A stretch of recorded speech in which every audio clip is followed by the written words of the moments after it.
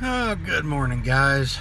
Well, it is a gorgeous day down here in Ellery, South Carolina, and getting unloaded right now. And we will be heading from here up to Columbia, South Carolina. Gonna get loaded, going from there to Columbus, Ohio for 2 o'clock tomorrow, and then home. So, yeah, but man, I can't get over, the weather we have up in Ohio right now is, well, it's a good reason not to go back to Ohio right now when you're down here in a place like this. So,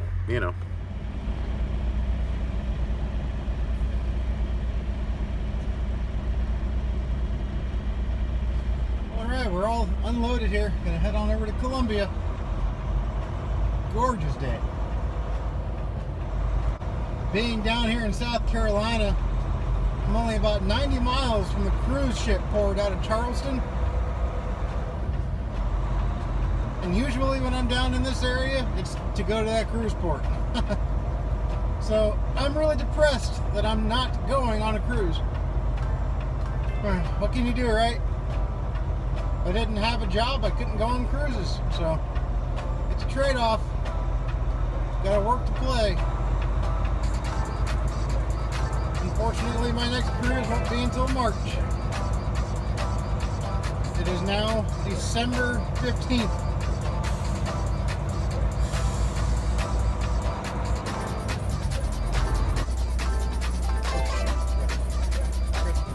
Need to stop and get me a shower today. Hashtag wash your ass. All right, let's roll.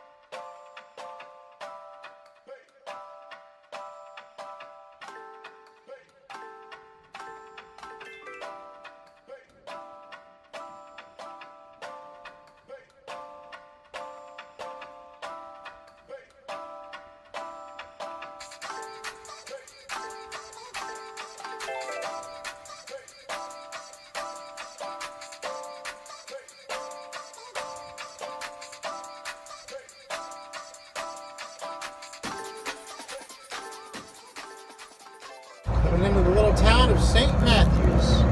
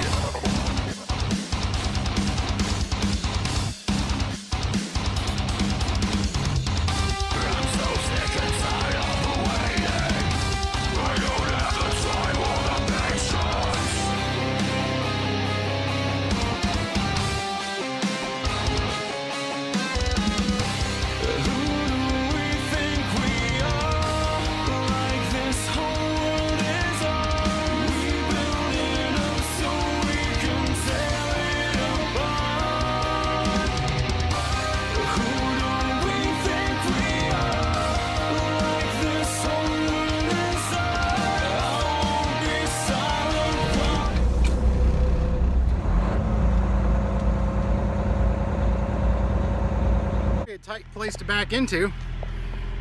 Look at this. My truck is as far over as it can be right now. And then there's, yeah, right there. That's a little tighter than it's tighter than it looks, that's for sure.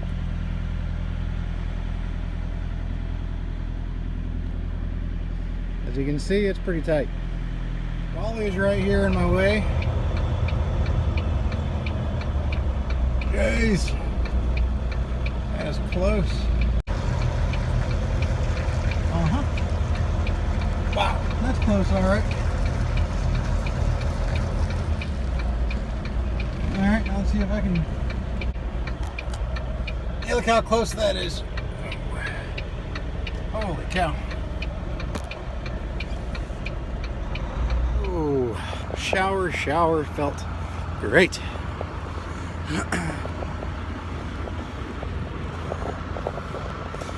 Look at that. Look at that blue sky. South Carolina, Columbia. Not bad.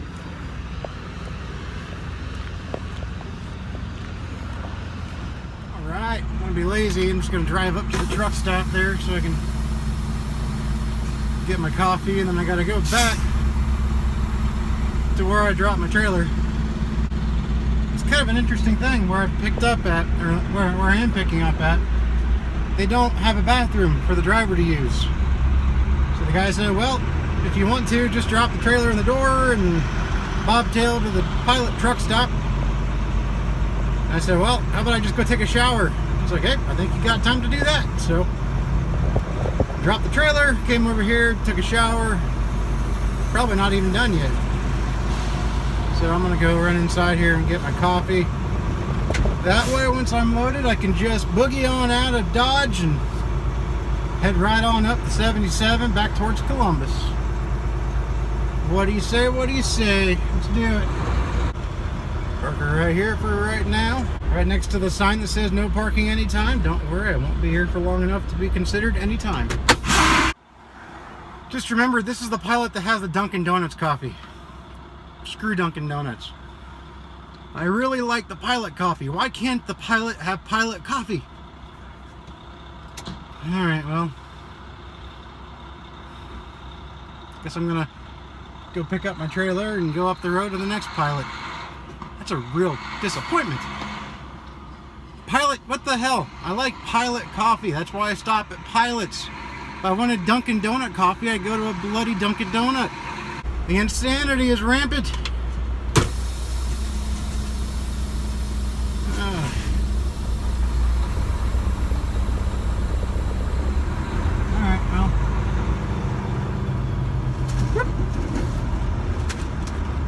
I guess.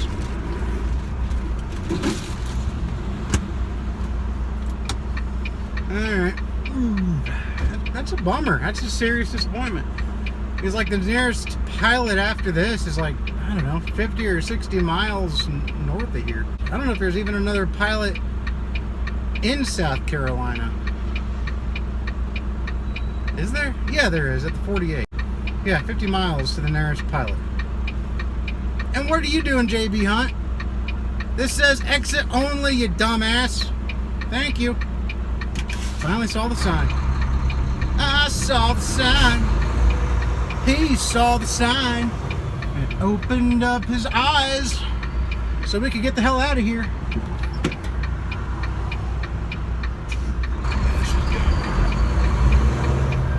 That's not easy. Alright, now we go. Boogie on over here. Woo, there we go. Oh, I love taking showers. I love it. It feels amazing afterwards. Shut up, seatbelt reminder. I know it's not on. I was in a hurry. Hopefully, with any luck, the load will be done. And I can hook up and go. Doubtful, but I don't know. I guess they had to wait for the paperwork to come into their office before they could even start to load it. So they hadn't even locked me into the door yet when I left. Hopefully it's done now, or hopefully it's at least locked in. Hopefully it's got the red light. That way I know it's getting loaded. And supposedly, like I said, according to the Rate-Con, it's only 25,000 pounds. Is it at least red? Still green. Hopefully that means it's loaded. So a funny thing happened to me yesterday. I was pulling out of a truck stop and I had somebody flip me off. And if you're a truck driver, being flipped off is not anything new. He flipped me off from his little Hyundai Sonata. We were coming up to a traffic light and the light turned red and we were going to be next to each other. He decided he screwed up and he didn't want to sit next to me after he just flipped me off, and he ran the red light just so he wouldn't have to be next to me. And I thought it was pretty funny. I thought that was hilarious, actually. I mean, I'm glad he didn't cause an accident. The guy was obviously an idiot, as a lot of these people are when they get around big trucks. It was humorous because he realized he hadn't thought that one through, and he didn't want to sit next to me. I guess he was afraid that I wouldn't be able to contain myself and get out and beat his ass or something. I don't know. That's not my MO. That's not the kind of guy that I am. And I'll tell you, this is something for you four-wheelers out there to listen to and to understand. We become very numb to pissing off four-wheelers, all right? So when you flip us off, it's just funny to us. Most of the drivers, most of the truckers out here don't give a rat's ass. So it's not a big deal if you flip us off. It actually improves our day because it's funny to us. I get a kick out of it when somebody flips me off because they think that they got the better of me. Why? When you're a driver, when you're a truck driver, you do succumb to, grabbing the steering wheel and getting really mad and banging your fist on the horn. You do that. You do get angry, but you also learn to control it and you contain it to within this area. You don't project it onto other people normally. That's just something that when you drive 120,000 miles or so a year, you learn how to control it. I've had people pull in front of me because for some reason they think I did something to wrong them. To a lot of these guys, wronging them just simply means that I, passed somebody and I couldn't go faster than 68 miles an hour or whatever. And this truck's governed at 70, so I can go 70 if I'm on flat ground.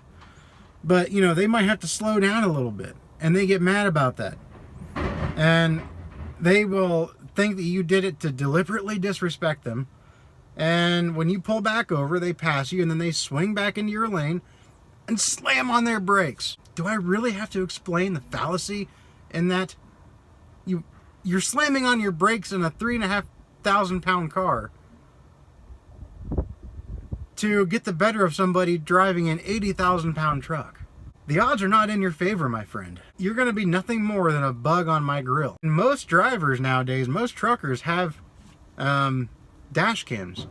So if you do that, it's not going to be a simple cut and dry, oh, well, he rear-ended me, so it's his fault. The camera will show that you deliberately cut him off and slammed on your brakes, causing him to rear-end you.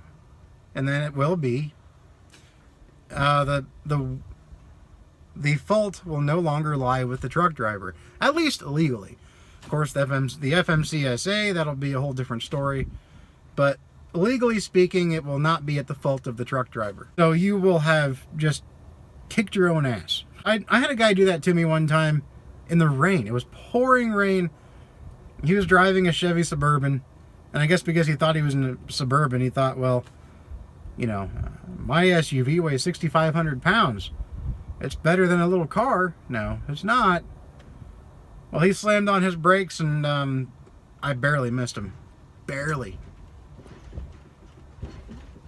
The road rage out here projected by these four-wheelers are only going to get you killed. And I've heard of too many truck drivers.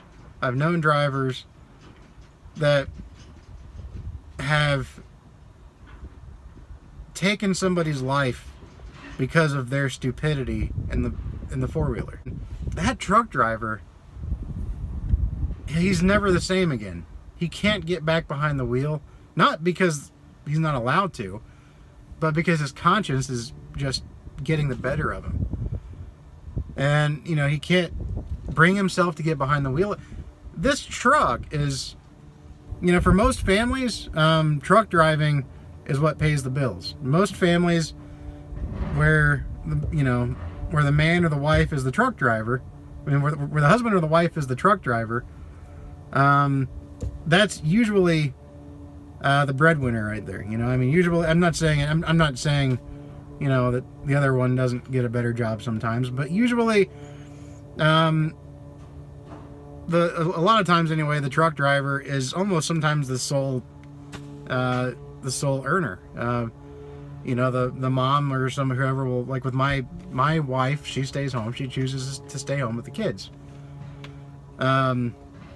And, you know, so if something were to happen where I got into an accident because of the stupidity of somebody else that just wanted to try to prove a point, and that person was killed, and I couldn't bring myself to get back into the truck because I'm too psychologically damaged. I went through a traumatic experience and I can't get back in the truck.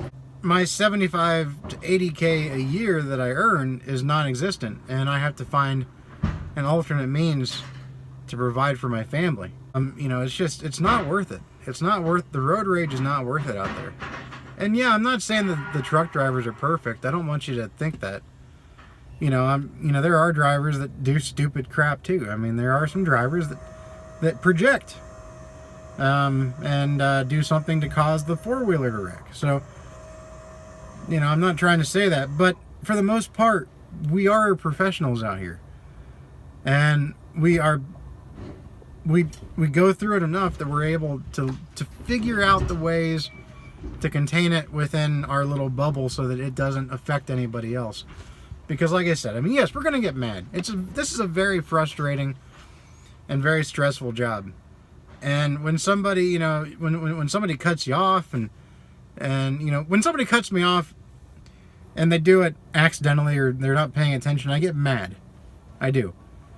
But when they do it and then slam on their brakes and you know it's deliberate, then I get irate. And then the stress is just through the roof then. And it's not worth it.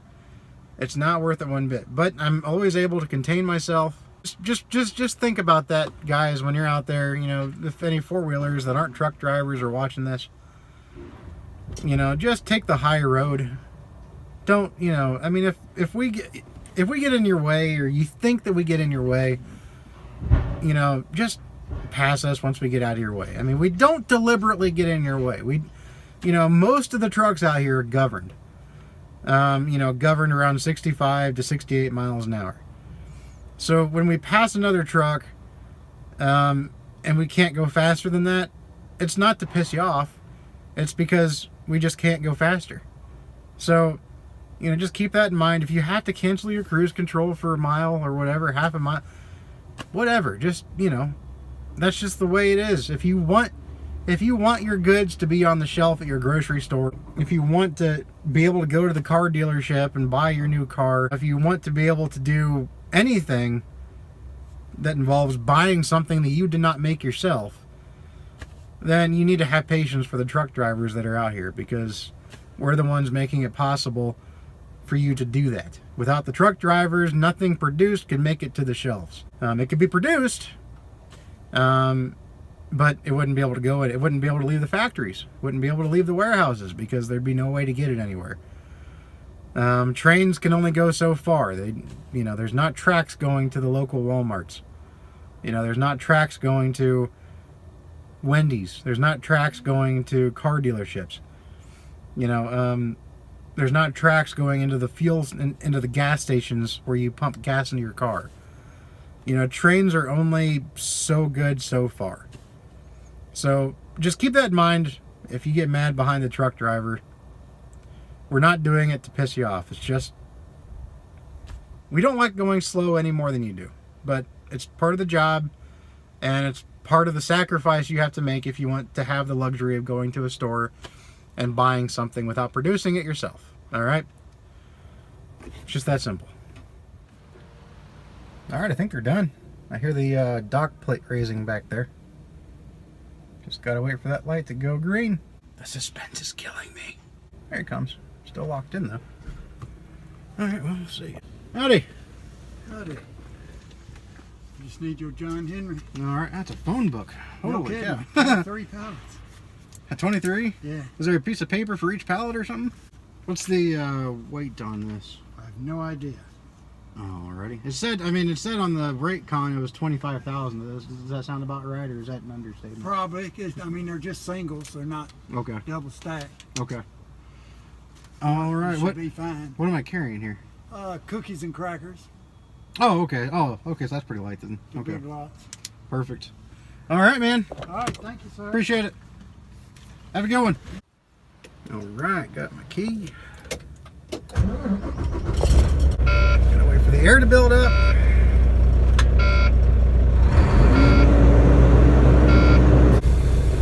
This trailer takes a while to charge. Oh, not yet. By charge, I mean it takes it a while for the air to get sent back to the brakes to release them. I don't know why it does that. Some trailers take a while to charge, and some charge instantly. But the brakes work just fine when you're going down the road. It's just when you have to, unset the brakes or release the brakes after sitting for a while.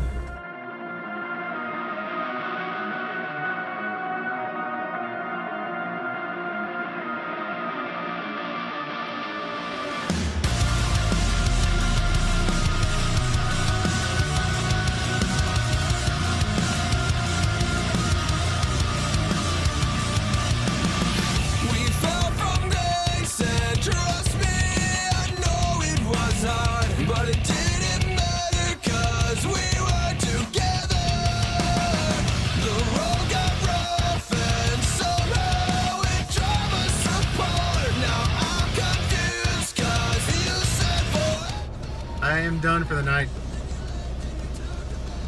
It's a pretty easy day, pretty easy drive for me. I'm able to take my time, so I'm not gonna push it. I'm actually here at the Travel Plaza, the Tamarack Travel Plaza in West Virginia. Testament of what it's gonna look like for truck parking once these ELDs come into effect. I mean, it's just unbelievably packed. You can see that line of trucks back there.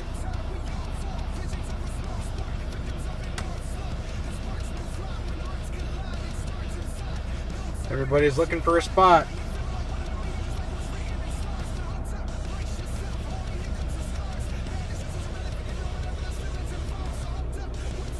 Here's mine for the night anyway. There's 77.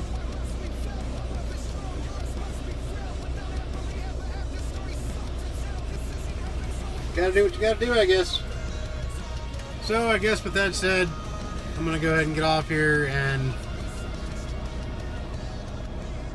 relax a little bit, have some dinner, and go to bed and get a good night's sleep. Hopefully I don't get clipped by any of these trucks going by me. I hate parking on the shoulders like this, but there's just not really anywhere for me to go from here.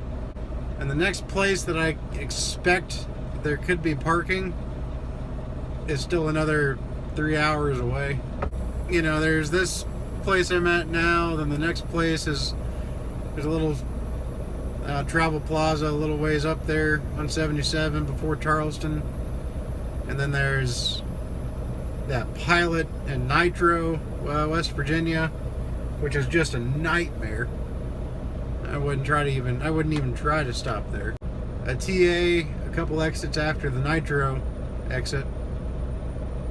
And then after that, you know, it's 35 up to Chillicothe.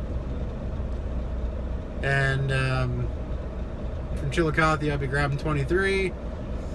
You know, and there's a couple little places here and there, but no guarantees. So, you know, this time of night, they're going to be filling up pretty fast, even on 35. So, I'm just going to go ahead and call her quits while I can. I hope you all have a good one. I hope you all are going to stay safe out there. And I hope you all can get home and see your family soon.